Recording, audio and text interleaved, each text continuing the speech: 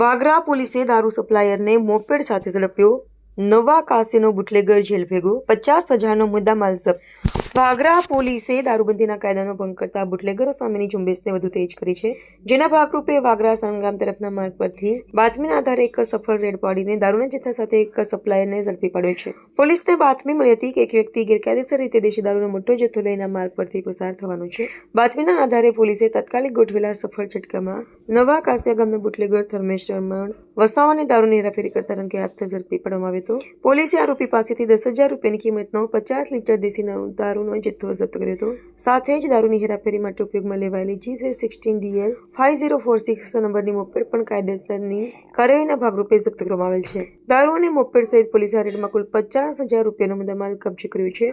આરોપી ધર્મેશ રમણ વસાવા વિરુદ્ધ વાગરા પોલીસે પ્રોહિબિશન એક્ટ હેઠળ ગુનો નોંધી તેની અટકાયત કરી છે.